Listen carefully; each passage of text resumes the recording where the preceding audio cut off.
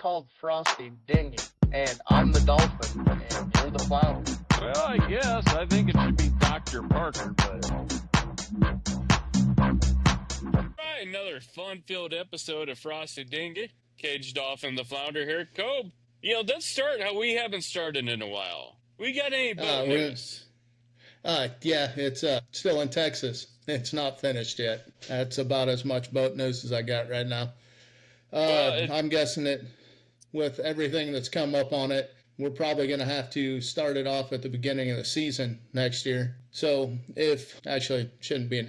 when I get it paid down, the startup cost paid down far enough, I will probably take your route a little bit and buy a camper. And we will put that in the mix as well and start renting it out to make some money while we get the boat thing rolling. So I think that's a brilliant idea. I think we kind of talked about that on that episode with Scott where, people are willing to pay decent money for a camper as it is to rent it. But if you can have it at like a campground with a beach, then that will really take off and you'll make even more off of it. I think that's a pretty awesome idea, actually. Well, I had 3 location options that have been offered to me to put one. Of course, I can always put one with the boat in Texas, which is 100% going to happen eventually. But I also have like a couple people up here in Iowa that said that they would be interested in just working for the delivery fee and the dumping fee and stuff like that. So the rent fee would still go to the business, but I'd pay out all of the stuff that you do as your payment of the dumping and the delivering and the setup and all that stuff. So we will get that part all figured out. I think that sounds like an excellent idea. So that's, it stinks about the boat. I know there was hopes of getting it done this year, but, it'll be good to give it a couple extra months to make sure everything's ready to go and start afresh. I'd be pushing a lot harder on it if I wasn't having an issue with the state of Texas at the moment and trying to figure out which piece of paper they want me to file, because I filed 19 of them and none of them are the right one. So that's the government for you, right? Make sure before you die, you fill out the correct form in triplicate. That way it can get processed. They keep sending emails on which form I need to fill out. I fill it out and send it in. Nope, that's not the right one. You gotta send this one first. You ever seen Jupiter Ascending when she's trying to get her? No. Oh, you've never seen it? Well, she's trying to get her title, of ownership on something, and finally the robot person that's walking around has to pay one of the people there with credits so she could get a stamp that she needed that nobody gave her. And that's basically where I'm at on that part of it. Well, so I was kind of thinking more of The Incredibles, where Mr. Incredible is in his disguise and he's helping the old lady with the insurance. And he's like, there's nothing I can do for you, but I did not tell you to go down and see Lois on level 3 in room 202 and fill out this form. But I'd like to help you, man, but there's nothing I can do. That's never usually seen how The it's Incredibles. Yeah. See, so, the problem is you watch adult movies and I watch movies for the Utes. The Utes?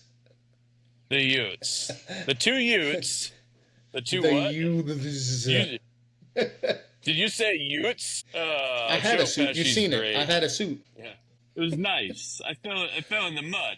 So I thought either I come in like that or I get this. Great picture, honey. Great picture. You opened the case wide open.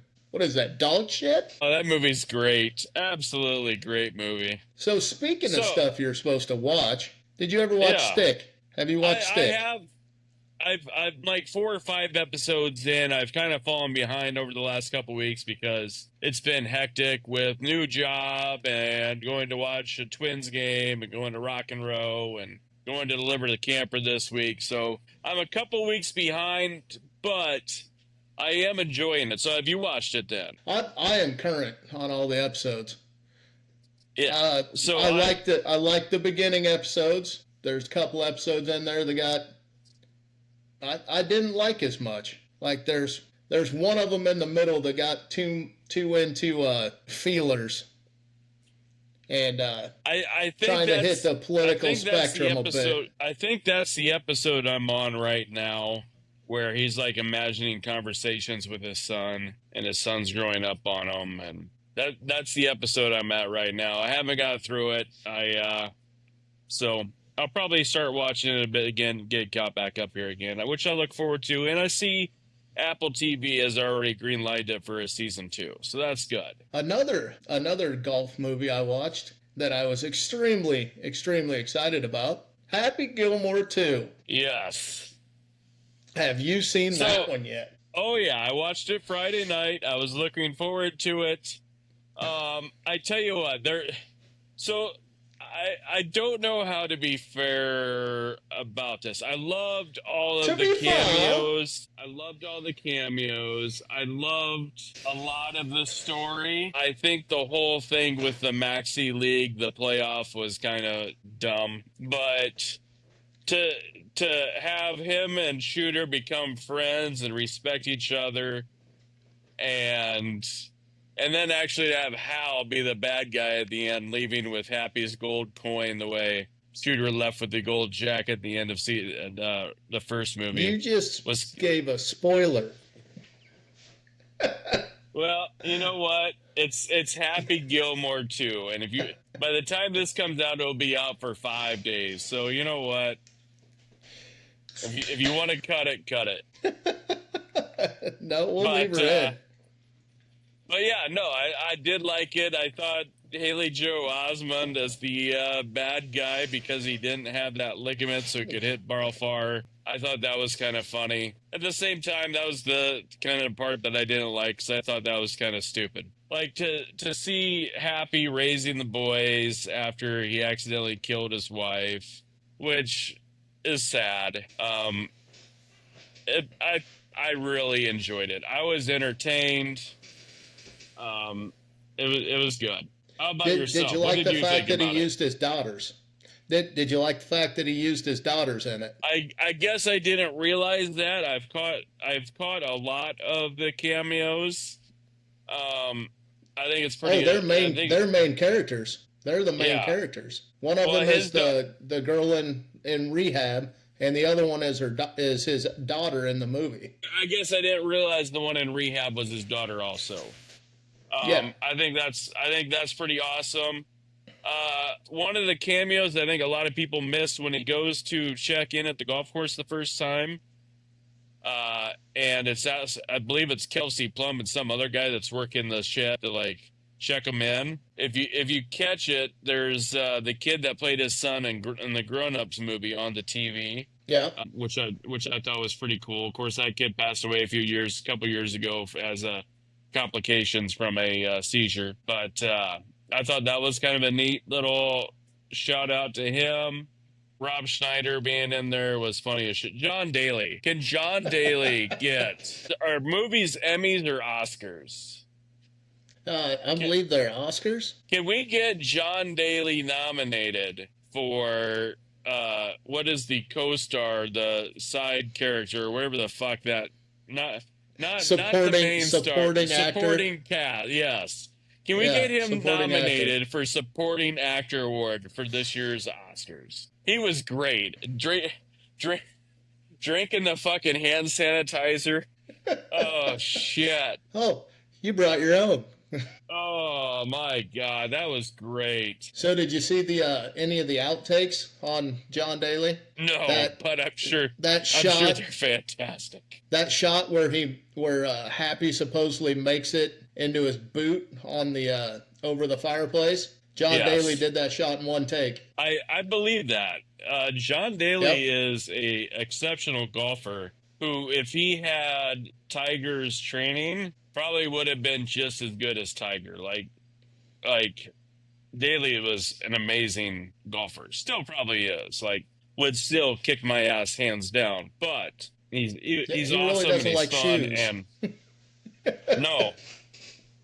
If you see any of those TikToks he's in, he's always golfing barefoot. Well, have you seen that him and his boy play against Tiger and his boy all the time? Haven't seen that. That's got to be fun though. Yeah, the Dailies beat the Woodses. Well, so I tell you what, Tiger. I don't know John's kid at all. I know Tiger's son is a pretty awesome golfer. I think is Tiger's son golfing at Stanford right now? Did he follow Tiger's footsteps and golf at Stanford? I don't know where he went. I have no clue. I don't keep tabs on the kids very well. I just know that Daly's kid's extremely good as well, and it's probably going to be better than Daly is. And I think Tiger's kid is already Charlie's a good golfer, getting up there. Yeah, he plays with Rory all the time. Well, and I know Charlie has like a friendly like rivalry ship with like Justin Thomas. Like they'll be playing in like the tournaments together or whatever, and they're like doing it at a duo or whatever, and it was Tiger and his son and JT and somebody. Charlie saw JT's ball in the beach and left him a note and shit like that. just fun. I like it. I hope to see more of it. Should be a good time. One of the things that I had to give my aunt shit about real quick and in a hurry after I watched the movie, I told her and her husband, that my uncle, that they need to watch it, and she's like, we did already. She goes, I didn't think it was funny at all. I loved the Travis Kelce part, but Scott couldn't stop laughing the whole damn movie. Tammy is a huge Travis Kelce fan, so seeing him get the honey smeared all over him probably got her all fired up over there. So what you're saying is you might have a new cousin coming here in 9 months. I don't think that's a possibility. Well, you never know. I think that baby factory's been turned off, bud. Well, you can always try. Yeah, no. I don't think they can. I'm sure they can try. Yeah, they can practice. They can practice all they want. Yes, they can. I'm sure that'd make one of them happy. You try to figure out which one. Yeah. Hey, who cares? So you brought up the Maxi League part, and I'll tell you right now, I've never liked that main evil actor at all in anything. Are you talking the golfer or the guy with the bad breath? The Haley Joel, whatever his name, Wallowitz or whatever it is. That guy. I do not like him in anything. I do not find him funny. He was just a cute little kid. I didn't like him in Entourage. I don't think I've seen it. Entourage, he plays the same exact character he just did in Happy Gilmore too. Okay. Yeah. Now he's probably a great person. Don't get me wrong. I just don't like the roles that he's been put in, and I do not think that they were good for him. Well, and I'm trying to think. He was a pretty big little child star actor, but I can't think of any of the shit he was in right now. Yeah, I can't place him, honestly, without looking. I'll have to look. I can look real quick. I can't think of what the hell all he was in. He was in some pretty good movies. I mean, I should, just by looking, I should know. Oh, yeah. That's who he is. He is the kid from Sixth Sense, Secondhand Lions. The kid from Forrest Gump, AI, Artificial Intelligence. Yep. Yeah. So. Yeah. And I really like that. I think what did him in for me was the role he played in Entourage. I'll have to go back and watch Entourage. I guess it wasn't one of those I watched when it was coming out. When it was out, there was a lot of HBO shows I did watch and enjoy. I never got into that one. I loved Sopranos. No, it was the movie, not the series. Oh, okay. Then I definitely haven't watched that. Yeah, the Entourage movie's good. I'm one of those people that if I see an actor in a role that I don't like, I hold it against that actor in every other role that he plays. And no but shit. If I meet him in person, I understand that was a role that they're playing, so I don't hold it against them in real life. It's a weird thing. I just don't want to see him in any other movie because it makes me think of that character I hate. Except Susan Sarandon, who you still hate no matter what. I've never met her in person, so Oh, huh? she just got cast in some movie that's coming out, so that movie's already ruined too. And I could be wrong, but I think I saw a TikTok today for like a Bull Durham remake coming out. That's what she got cast in. She got cast in that? Yep. Okay. Well, I haven't really looked into it too much. Like I said, I was busy today and I happened to see a TikTok and there was like, I saw the three actors that kind of announced themselves as Crash Davis and Annie and Nuke Belushi, but that was really all I saw. So this is what AI says. Both Kevin Costner and Susan Sarandon have expressed interest in revisiting their characters. However, a script for a sequel has not been written yet. Okay, well, I don't know what that was, and maybe it's going to Broadway. Maybe it's going to be a Broadway play. No, somebody put it on TikTok that they were making Bull Durham 2 and that they cast Costner and Sarandon in the roles, and I'm like, great, Bull Durham 2's already screwed. But, and then, so to advance it even further, it was kind of a rough week for Generation X this week. A couple of our childhood heroes going on. Ozzy Osbourne obviously passed away. You know, it's been less than a month since he did that big concert where he did like his final, you know, the final Black Sabbath goodbye. My understanding is he did the entire concert sitting down in that throne that he basically had made so he could perform. He didn't take any of his pain medicine for a couple days, so he was completely lucid. I think he knew this was it. And so I think this was his final goodbye. And I don't know. I hope somebody has this concert recorded and is going to release it on either like Amazon or something, because I've seen clips, obviously, that they're all over, but I would love to be able to watch the whole concert just because Ozzy is one of those guys that he was a leader in the music business during the 80s and 90s. You hear some of the stories of things he did, and it's outlandish and crazy, and you realize that was the 80s, and that was rock music in the 80s. So that was kind of rough. Kobe, do you have a favorite Ozzy Osbourne or Black Sabbath song? I am not a fan at all. Well, I'm glad I talked about or his this. TV show. Yeah. Yep. I've had to listen to that Train song of his so many times, working in the bar business or working the door for my cousin, because Crazy Train is always getting played. I've never been a hairband person. I'm not that guy. But I understand a lot of people like them, so I don't look down on them. You can listen to whatever you want. As long as you're listening to music and enjoying it, that's great. But I am not a hairband fan or a metal fan. I'm just not. I prefer my angry white girl music. Thank you very much. So before I sidetrack onto that, love me hair metal. I love Ozzy. I love Def Leppard. I love fucking Motley Crue. DNR. I love listening to them. It's my shit. But I will 100% admit I have severely gotten into the angry lesbian music. Is great. No, there's a difference. What I said is not offensive. What you said is offensive. Okay, well, the very polite lesbian music that I listen to. There's this Fletcher chick. Oh my God, she's great. She just puts out bangers. Fucking awesome music. Have you heard her? I don't believe so. I will definitely have to look that one up though.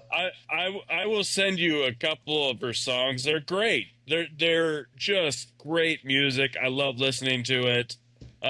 Chapel Roan or whatever the fuck her name is. Chapel Roan, yeah. I love it. It's great. I can listen to that on a road trip and be amused the entire trip. Chapel Roan, seriously? Yeah, it's great. I love it. I think you've made me listen to Fletcher before. If I haven't, I'm going to. She's great. She's not really. She's 31 years old. She was born in the late 1900s. Yeah. So, and then anyway, so going back to some of our Gen X idols who passed away this week, Malcolm Jamal Warner. See, I didn't think you were going to go with that one second. Well, I was. I really thought you were going to go the other way. So no, so like Cleo Huxtable was like I can hear him still like talking to his dad and explaining reasons why he's doing what he's doing, right? Like, you know, and then Bill Cosby sitting him down and explaining the wisdoms of, you know, roofing women, I guess. But yeah, that, you know, poor guy. Jesus Christ. That's not wrong. That's what happened. Yeah, no, I got it. But Theo, you know, he was, you know, and it was a tragedy, you know, drowning on vacation down in wherever he was at, Caruba or some shit. Terrible, terrible accident. You know, he did some stuff after the Cosby Show, but I don't think he never got the notoriety or got as much run out of it as he could have. So that's out of the three that we lost. He is the one that will be missed the most out of just from me anyway, because I actually did like his career and some of the stuff that he did after the Cosby Show, and I grew up on the Cosby Show, and yeah. I don't really care about all the other stuff that went on. The show itself was funny.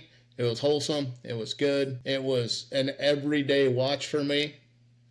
I mean, like I said earlier, I hold people's roles to the role. Like if that person's on the screen, the next role they go to, only the TV or the movie stuff can carry over to it. What these people do in their personal lives outside, I don't care. Everybody makes mistakes. Everybody does stupid shit. We're all human. But the roles that you put on TV, if you're good in it, I'm going to respect it. And he was really good. Even look at Ozzy when him and Jack did that TV show, right?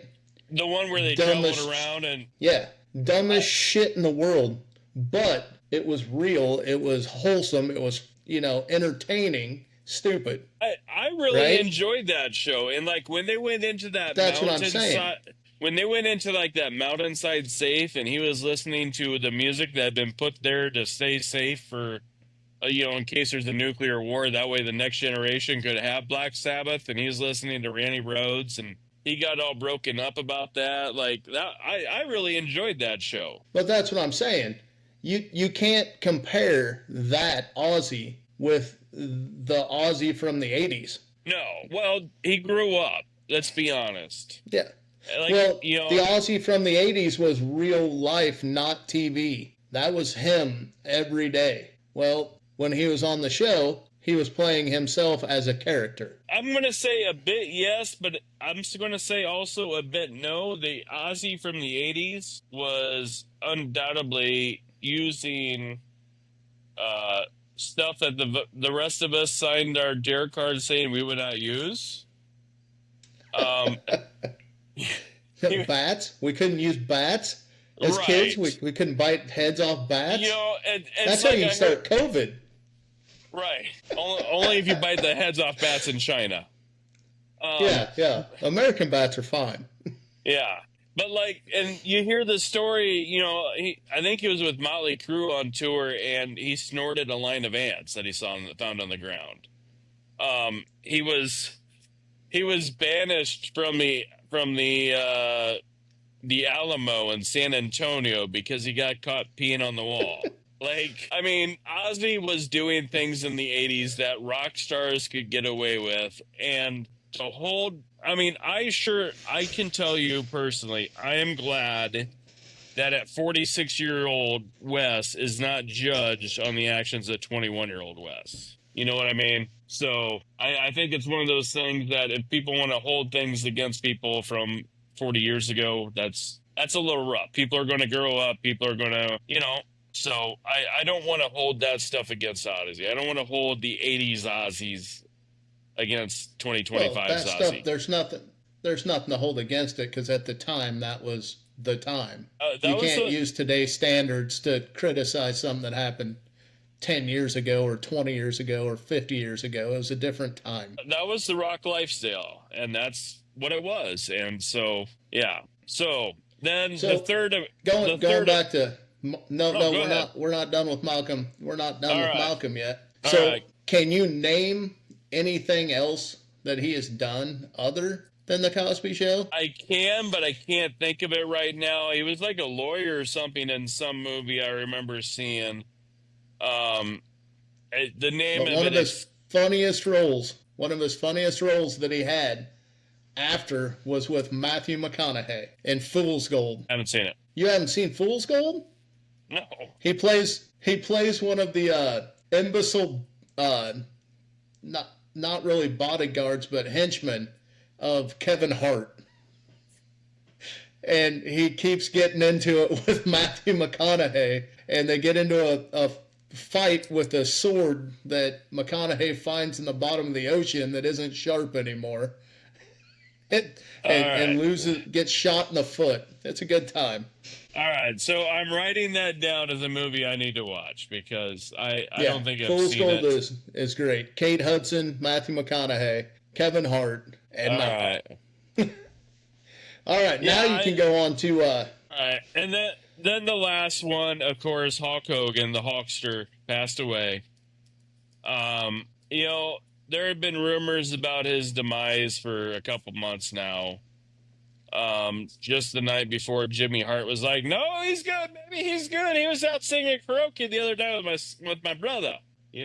And I don't believe it. I think he was sick. He had that back surgery. He had complications from. I would say this, Hogan.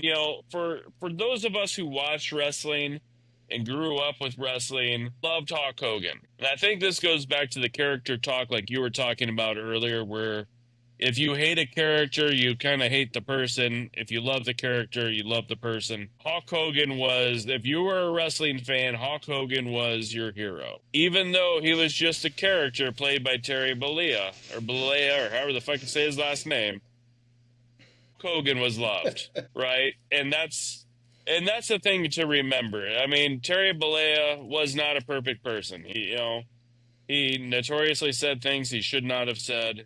Whether, it's tough, but Hulk Hogan was the person that, kids were good looking up to because it was eat your vitamins, say your prayers, believe in Hulk Hogan, right? Or maybe there's another one in there, I don't remember. But I mean, like, he was the guy. He was the guy that, I mean, I remember Hulk Hogan rocking wrestling, the cartoon. Which was fun to watch. He had movies, was on TV. Rocky IV, I think it was. He was like the main reason that happened. The whole thing, he was part of that. He really was an entertainer. Hulk Hogan will definitely be missed. So, I still think my favorite thing was those little. They came out in, I believe, the late of the 80s, and you had the Macho Man, Ultimate Warrior, and Hogan, and they were those little pillows that you used to body slam off the couch onto the floor, and they looked like wrestlers, but they were like that big. Yes.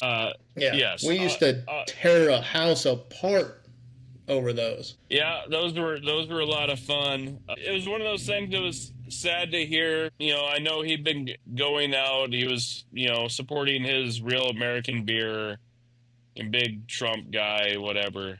I think one of my favorite little scenes I ever seen was he was at his surf shop down there in Florida, and that little kid came in wearing the Hulkamania shirt and started talking to Hogan the way Hogan talked. "You listen here, brother. What you gonna do?"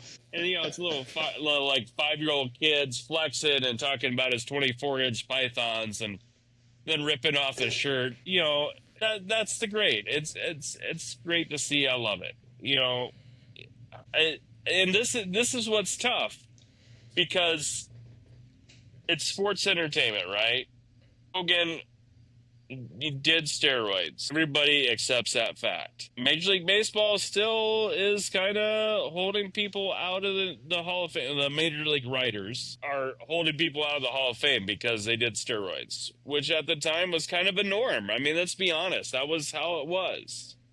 And to not allow them in for problem that the entire baseball system had is a problem. I think that's the fault of the Writers Association. But Hulk Hogan was a guy that everybody, But what I was saying was Hogan was the character.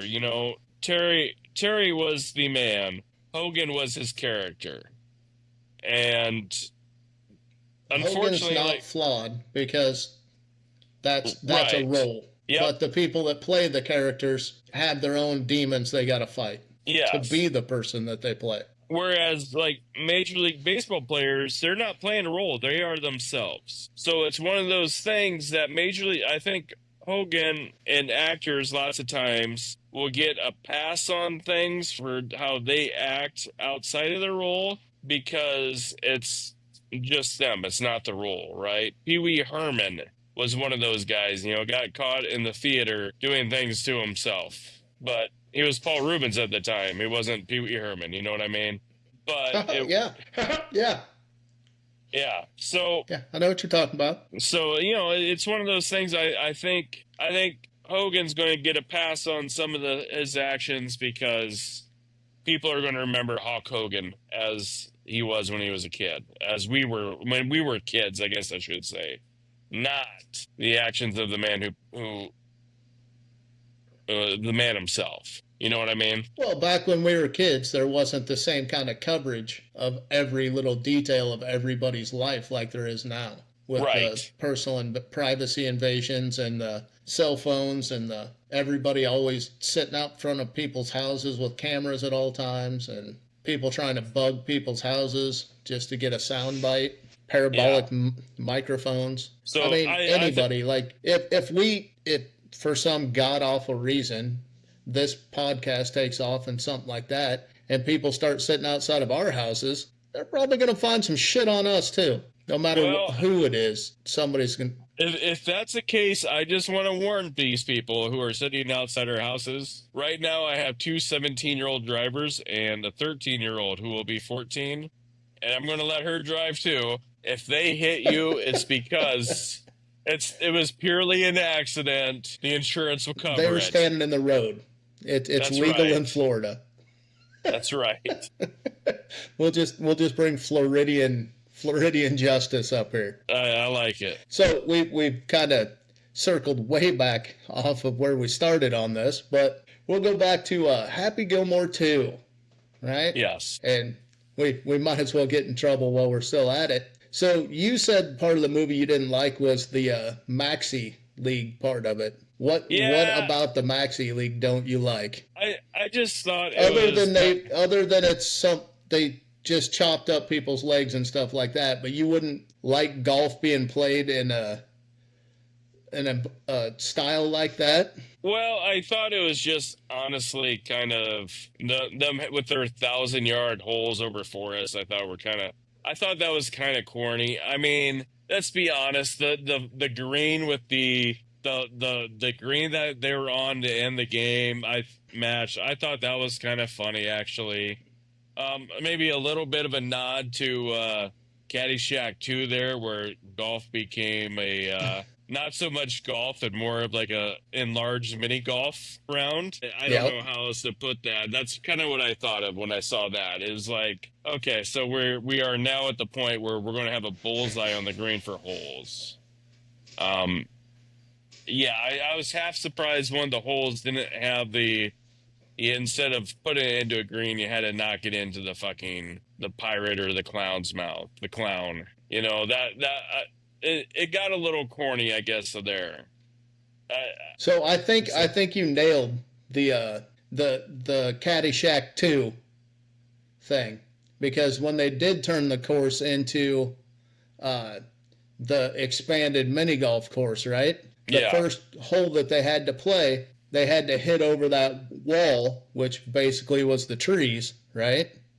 Yep. The second hole that they played was they had to putt on the ice hockey arena. Patrick Wall with the save. He comes in with the stick at the last second. So the second hole that they showed on Happy Gilmore was also an ice hole. And then the last hole, you talked about that bullseye thing where he gets the laser putter out and it does the big fucking spinny silo dump into it, right? Yeah. Same thing. I think that's where they got their whole ideas from. They just changed them a little bit. But Well, what I was saying is, if you get rid of the carnival side of it, right, and you do the Right. head-to-head speed holes or something like that, and it's still just a regular golf course, but you have to play it a certain way, would you consider a league just like that if you take the carnival out of it? To where it cuts the time that you get for stuff, the speed you got to play. Here's what like want, baseball with shot clocks. I would say I hate the baseball shot clock. I really do. I think I've said my piece on baseball. They tried to add the pitch clock and shit to keep the game going. The whole pitch over rules, the pickoff move rules. If they would just fix the umpiring, I think that would fix baseball. As far as the golf goes, would I watch a league like that? They might fix it completely and just get rid of just go right to the ABS system for the balls and strikes. Yeah, I think they're going to shortly. I do too, especially after this season. I think somebody paid the umpires to intentionally screw it up bad enough that everybody wants the system. Yeah, I'm not sure about that. The umpires are getting paid pretty well to be there. But as far as the golf league goes, would I watch a league that I don't know. I mean, it'd be interesting. I think one of the best things I ever heard was in every Olympic event, there needs to be one regular person competing just so everybody can realize how good the Olympians are. So have your 100 meter dash and having lane 8 West running the son of a bitch, right? Have me running lane 8. You wouldn't make it. Well, that's right. But you know what I'm saying. Have an average person, an average weekend athlete competing against them, just so people can realize how good those athletes are. That's kind of how I feel about the golf. I don't want to see carnival holes. I don't want speed golf. You know what I want is I want you to go ahead and do 18-hole tournaments in one day, and for every beer you drink, you get to take off a stroke. And then let's see what kind of scores these guys get. Or John Daly would kill us. About to lose what? Yeah. So I'm reconnecting now. Oh, well, right, you haven't gone anywhere on my screen. You have been here the whole time, sir. So I would, like I said, I think it'd be fun to see them golf under the conditions that you and I golf in under. I'd like to see them play a course that was made out of a cornfield 40 years ago and see how they would do. Hitting off the hard ground and let's see how good they would do. I mean, I still think they'd kick the shit out of any one of us, but I think they would find it difficult. Yeah, so I also am against the whole speeding up of everything, plus the Maxi League style. But the reason I brought it back to Maxi League, well, let's just go ahead and get it out of the way and let you talk about another league that you hate. And go ahead and throw out the WNBA. Wow. If we're talking about leagues I hate, ouch. I don't know about leagues I hate. No, I don't think you actually hate the WNBA. I just think that you think it's not run properly. So okay, so I want to start with a couple things. So obviously the WNBA All-Star Game was last weekend, right? We didn't really talk about it. We had rock and roll. We had all that going on. So during warm-ups, all the WNBA All-Star players wearing the shirts that say, "Pay me what you owe me," right?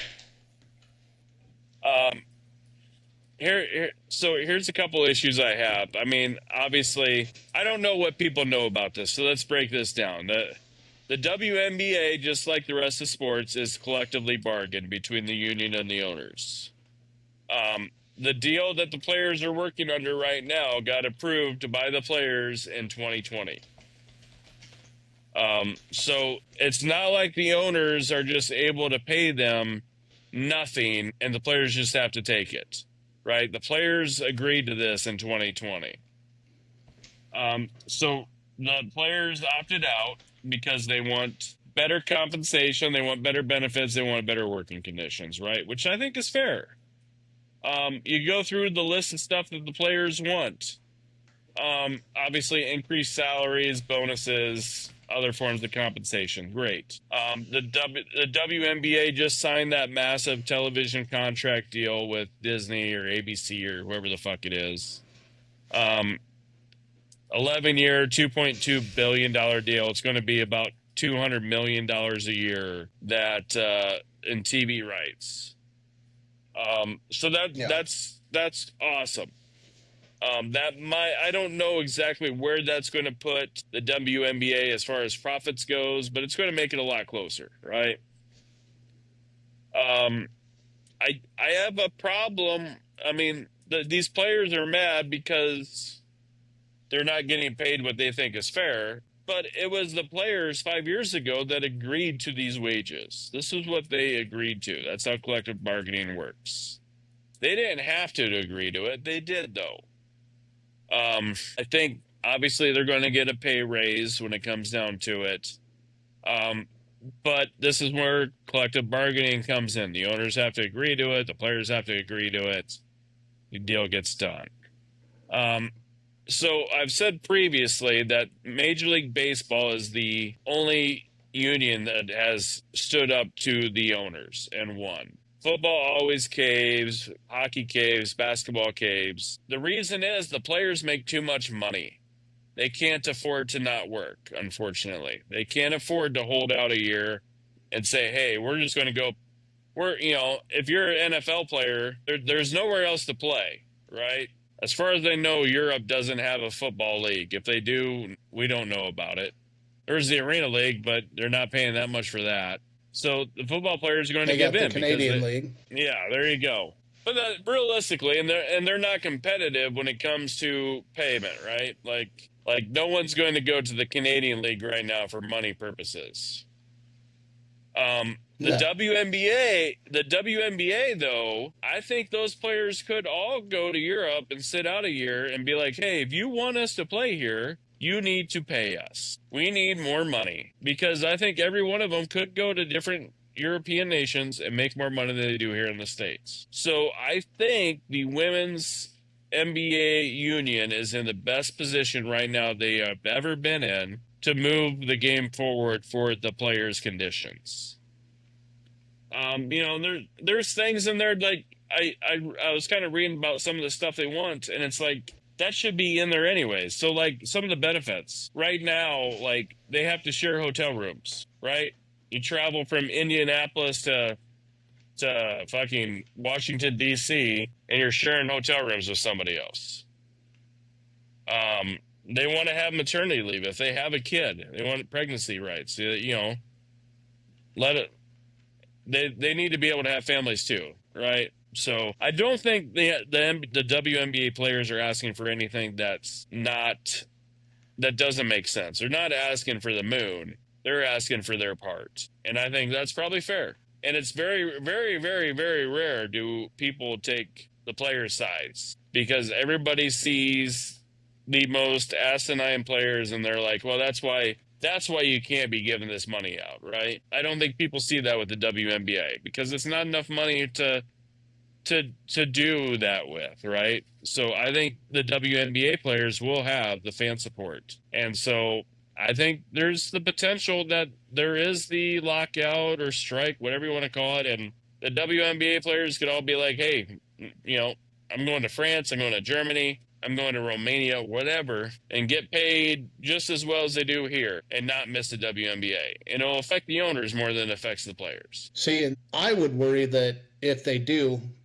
go overseas to play, will it actually be missed enough for anybody to care to bring them back? I mean, yes, the attendance is going up and they've had a big explosion, but if they do sit out, will that actually stop everything that's happening right now in the growth of the sport? And will it set it back 10 years? I think it might, because right now everybody's focused so much on it that if it went away, there's not enough people that have bought into it yet for the momentum to keep going. That's my concern. I see what you're saying, but I think right now there is enough people that care that it does make a difference. I think the owners know that there are the potential there to start making real money. The fact that they just, like I said, they just signed that $2.2 billion television rights deal. When you start saying things with a B, that's real money, right? These billionaire owners, all of a sudden, that's a lot of money. They're not going to want to give that up. And if you don't have Yeah, the I'm not talking about the WNBA, owners and stuff like that. Just the fan following. The fan following might disappear because out of sight, out of mind. I would say this, like, I think the fans typically go against players. I really do. Like, the strike in '94 with baseball hurt baseball. People saw it as millionaires fighting billionaires, right? I don't think you will see that with the WNBA, because I don't think anybody looks at WNBA players and thinks, boy, I sure wish I made $212,000. I mean, yeah, sure, I wish I made $212,000 a year, but it's not $212 million. You know what I mean? Like, it's not such an astronomical number. It seems unfeasible to people to be able to get paid it. And that's where the WNBA is. It's a number that's feasible to people, and people are like, you can relate to that. So most of the memes and the jokes that are coming out right now are, pay us what you owe us, and then the caption is, now you owe the owners $400 million. So I don't think that everybody understands what the actual financial breakdown is, because everybody sees it as the WNBA has always lost money. The only reason that they get even anywhere close is the NBA subsidizes them. Right. So everybody sees it as they're asking for more money when there's no proof of income. So I would say this is the situation where you're banking on your future, right? And you're saying, hey, our future is bright. The TV deal has been signed, right? Like, the TV deal signed, we see where the money's at. You're getting $200 million now of television rights every year. If we're saying the WNBA is losing $40 million a year, all of a sudden that should be covered, right? All of a sudden that's covered. They're talking about, what did they name 3 expansion teams already? They're coming in here in a couple of years. The league's growing. I think now actually is the time for the players to be like, hey, this is going on and we deserve our part of this. What I find funny is, in like sports contracts, you pay, it's weird because, like, baseball, you pay for history, right? If you were a good player the last 3 years and your contract's up now and you're getting this 10-year deal, you're 31 years old and you're getting a 10-year deal. How much of that are you actually going to play out? You're getting rewarded for what you've done. NFL, you get rewarded for what they think you're going to do, but it's with the caveat of, hey, this is not, and now it's getting better, but this is not guaranteed contract. We can cut you if we want if you're not living up to it, which honestly is kind of fair. Like, if you are working for a company and you're not doing your job right and you're not doing it well enough, they should be able to fire you. So I see it as it is everywhere else. This is the players' chance to get a piece of the pie, and now's the time to do it, because the game has never been more popular than it is right now. So right now the players can say, hey, we'll go to fucking France and play. We don't need you. Your money is not that much better than the European money that we normally could make over there, and that's why the owners are going to end up paying. Because the owners now are seeing, hey, we have potential to make profits. Yeah, I can understand that. It's just, like I said, the only thing that I can foresee negatively is out of sight, out of mind on it if they do go on the strike. And it's not like any other sport. Well, because every other sport has millions and millions of fans. And this is my point, is right now a strike will hurt the owners worse than it will hurt the players. The players can go overseas and make the money. The owners, they signed the big $2.2 billion deal, right? They now have real money coming into this league. They can't afford to lose it at this point.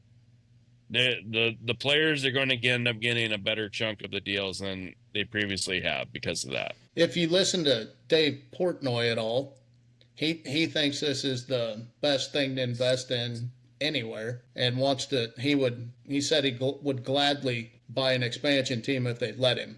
So he's 100% in, and he doesn't lose money very often. So Yeah, no, I agree with him. I think the WNBA is you look at the future, the girls youth we've had this conversation. It starts with the youth, right? The girls youth is starting to get better. The foundation is getting built, and the overall will to play as youth is higher than it was 10, 15, 20 years ago.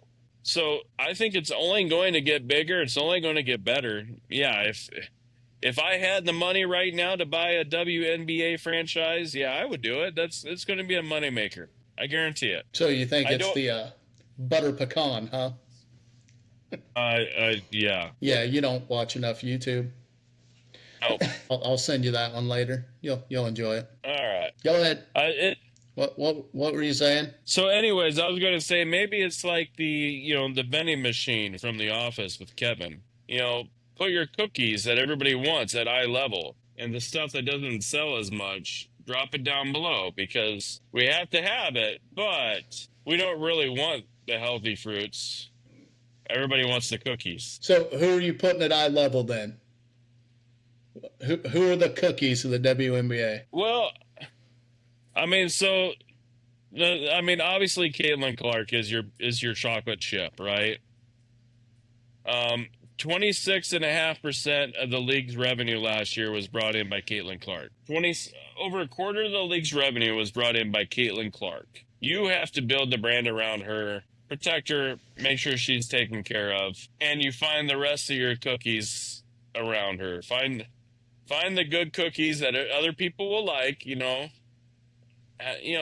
They're not going to sell as much as the chocolate chip, because chocolate chip's the greatest cookie in the world. But you know what? Sometimes I want that raspberry pecan cookie. You should have used the Girl Scout cookie boxes, because everybody likes that's caramel delights the best. I was going to say, so Caitlin Clark is the Samoan, and they're not called that anymore. Well, they changed all the names. It depends where you're at. In some areas, they are still Samoans. And I guess Angel Reese. Angel Reese is probably like the unfrosted shortbreads. They don't really have any taste, and they sometimes pop out of your mouth because they're so goddamn dry they just can't go in. They can't hit from deep or something like that. Right, but you can keep picking up the crumbs as they fall out of your mouth like Cookie Monster. Cookie Monster, love cookies. And they're great if you put other things on them, like frosting or something like that. It's always a good time. Some of that icing from put some icing on top of the shortbreads. They're always pretty good. There you go. There you have it. There's the recipe from the Caged Dolphin. Who's the oatmeal raisin? So who's the oatmeal raisin cookie of the WNBA then? I don't know. Would that be like the fucking Caitlin Clark's coach from last year?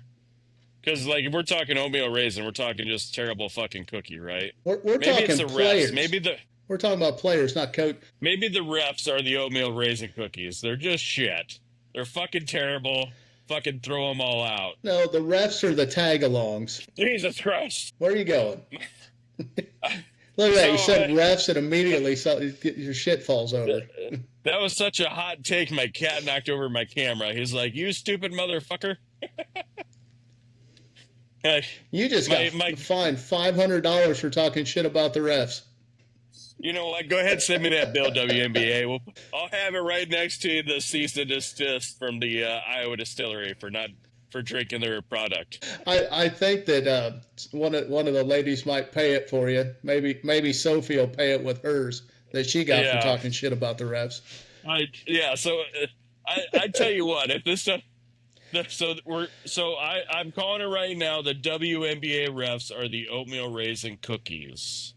They're just terrible. Get rid of them. Throw them out. They have no place in a normal human being's fucking life. God, how can you diss on oatmeal raisin cookies like that? They're terrible. Look at.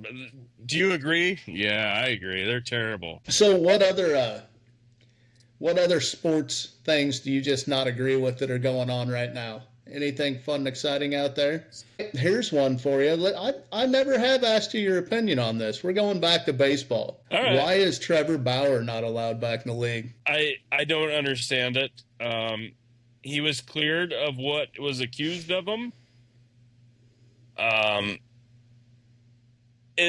think because maybe he was one of the first guys to kind of go internet viral. I know he spent a lot of time on like McAfee's show talking. I think that scares the owners. The owners are they're vanilla ice cream, right? The owners want vanilla ice cream. You can have a little bit of toppings with your vanilla ice cream, but nothing extreme. And Trevor Bauer is like the chocolate extreme blizzard from Dairy Queen. Full of flavor, fucking just like everything that the owners don't, everything you don't want if you want vanilla ice cream is Trevor Bauer. And that's why the owners are afraid. That is probably one of the best pitchers that could have ever been in the major leagues. Yeah, he was and they're damn willing good. to throw it over because he's got a little rocky road. Yeah, That's right. So, since you don't really have much on that one, did you like in Happy Gilmore 2 the reenactment of the golfer being arrested? Yeah, that was good. Scotty get arrested. Oh yeah. I think maybe my favorite scene was Sandler and Shooter doing the Bob Barker fight. I thought that was pretty good. In the cemetery, yeah. In the graveyard with all the actors that they have lost since the first movie. I thought that was spectacular. It was great. I like I said, I enjoyed it. I thought the whole Maxi League thing was kind of dumb, but the rest of the movie was great. They could have ended it after the Tour Championship, and I'd have been amused. So, what about the guy that worked for the government coming back as a lawyer? Did you see that one coming? Now you're really gonna hate me. Well, and so yeah, I don't get thrown through windows, glass doors anymore. So I know you're not a pro wrestling fan, but Sandler's oldest son was MJF, who is one of the biggest stars of AEW right now, which I thought was funny as shit. The sons, when Sandler's Max, his car won't start, and they all start dropping elbows and shit on the car to try to get it started. Oh fuck! I was rolling on the ground laughing. The last time I laughed that hard was probably during Mr. Deeds with John McEnroe. Do you remember what I was watching that with you the first time I saw it, and I fell out of my chair laughing so hard at the McEnroe scene. That was not quite the same level, but that was that good. Did you miss the other pro wrestler that was in there? Who was it? I don't remember. I probably didn't miss it, but I probably don't remember. She was the Scottish one on the Maxi team, the one that was fucking with Rory. Oh, no shit. I guess I kind of. That's the women's champion right there. I thought that was her for a second, but I was like, "There's no fucking way." I thought that was. I thought I recognized her, but now that you say that, yeah, I definitely yes. So they were sneaking people in the whole movie. Like when he was playing golf with right when he first came back and was riding around the cart with that group of people on there. Yeah. I don't think you could have picked a better set of comedians for him to ride around with. See, I'm not even sure who they were, to be honest. You're talking the threesome he joined right away. The girl and the two boys? Yeah, the threesome, yeah. Yeah, I don't even know who that was. You should know the one guy. The guy with the poofy hair. I'm looking it up real quick. Well, while you look that up, I'd still say I think one of my favorite scenes was when they were hitting the golf balls at the cousin. Hey man, came all this way, straight from LA. When they're hitting the golf balls at him, and then Scotty's like, "Hey, when you pull the shirt over their face, and then you punch them, why you?" Kevin Nealon. And then he's like, "Yeah, $50. Yeah, I take it." It's fucking hilarious. For some reason, I can't remember that guy's name every time I see him, but I think he's hilarious. Yeah, I didn't recognize any of those three. Eminem playing Jackass's son was hilarious. That when he's fighting off the 7 alligators, that was another part where I was laughing my head off. Did you hear him keep calling out the Detroit references when he was doing it? Yes, that was great. I don't know how I felt about Chubb's son. I kind of liked him, and I thought partially I didn't. So, yeah, I enjoyed the movie. I was entertained. For the life of me, I can't find that guy. He's extremely familiar, though. Now they're putting too much shit together. So here's a little something for you. You know, it's kind of stuff that we would have done. But did you honestly think that many things could unscrew and have liquor in them? Like he even unscrewed his fucking ball and took a drink. Oh my god, that was hilarious. Yeah, that was great. The golf club when he, hey, you want to shut off his 5-iron?